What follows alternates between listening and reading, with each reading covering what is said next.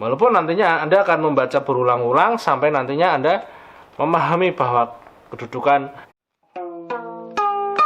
Arketipum 18. Ya, selamat berjumpa lagi di channel Arketipum 18. Pada pertemuan kali ini kita akan membahas mengenai materi di dalam mata kuliah metodologi penelitian sastra. Saya masih menggunakan buku referensi dari Suwardi Endraswara tentang bukunya yang berjudul Metodologi Penelitian Sastra tahun 2006 sebagai bahan referensi. Pada pertemuan kali ini kita akan membahas mengenai fakta. Penelitian sastra itu tujuan yang paling tepat, kemudian temuan yang paling tepat adalah mengungkap fakta. Ketika fakta-fakta itu sudah diungkap, maka tentunya kemanfaatan penelitian Anda semakin jelas kedudukannya. Seperti yang ada di dalam bukunya Suwardi Endraswara, ini ada di halaman 21, dijelaskan bahwa yang penting penelitian sastra mampu mengungkap fakta kemanusiaan. Ini tentunya fakta-fakta yang berhubungan dengan kemanusiaan, fakta kultural, fakta simbol, dan fakta lain di dalamnya. Fakta-fakta itu akan berceceran di dalam karya sastra. Ya, tentunya ketika kita mengungkap fakta di dalam karya sastra memang membutuhkan kejelian. Hal-hal yang terkait dengan tadi fakta kemanusiaan, kultural, kemudian simbol. Ini tentunya Anda perlu memahami teori yang melatar belakangi kemanusiaan itu sendiri. Sasaran dari penelitian Anda itu apa? Sehingga ketika Anda membaca teks sastra, Anda fokus mencari mengenai fakta kultural, fakta kemanusiaan, simbol yang ada di dalamnya, tentunya Anda akan semakin mudah. Walaupun nantinya Anda akan membaca berulang-ulang sampai nantinya Anda memahami bahwa kedudukan teks sastra itu seperti apa. Letak fakta itu, nah ini dijelaskan, kemungkinan berserakan pada beberapa kata. Karena itu tugas peneliti mengumpulkan fakta. Nah, tugas peneliti ini mengumpulkan fakta dan menyusun secara sistematis sehingga mudah dipahami. Ya, karena di situ dia mengalir sesuai dengan alur kehidupan seperti apa. Tidak dari awal sampai akhir itu fakta-fakta itu berurutan.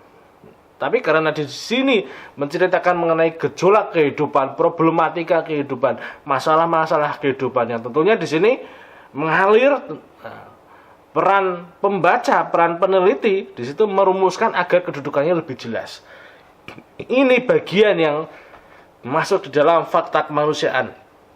Ini bagian yang masuk ke dalam fakta kultural. Ini yang termasuk fakta simbol. Ini peran peneliti mendudukan fakta-fakta itu nantinya dengan kedudukan yang jelas runtutannya. Ini faktanya. Nah, ini. Dia akan memunculkan di dalam tabel kah, kemudian ataukah mendeskripsikannya menjadi data 1, data 2, data 3. Ini tergantung dari penyajian fakta-fakta itu sendiri agar kedudukannya semakin jelas. Hal ini dapat dipahami melalui aspek empirik dan non-empirik teks sastra. Aspek empirik terkait dengan sesuatu yang dapat diindra, seperti bunyi lisan dan kata atau bait. Sedangkan aspek non-empirik berhubungan dengan makna di balik kata tadi. Aspek non-empirik sifatnya metafisik yang harus ditangkap melalui kesadaran total. Nah, ini kita ketika sudah masuk ke dalam pemahaman yang lebih mendalam lagi bahwa teks sastra di situ tentunya kita melihat kata, kemudian kalimat, paragraf, wacana sebagai bahasa yang nantinya memunculkan simbol-simbol, makna-makna yang tentunya dapat diartikan. Seperti kita memahami bahwa kata-kata yang ada di dalam teks sastra itu nantinya bisa kita lihat dari gaya bahasanya seperti apa. Ketika kita sudah masuk ke gaya bahasa, kita masuk ke dalam citranya, citra kehidupannya, nantinya kita akan membahas mengenai citra kehidupan. Citra itu ada citra penglihatan, citra pendengaran, citra intelektual, citra pencecapan, citra perabaan. Nah, di situ kita akan memahami lagi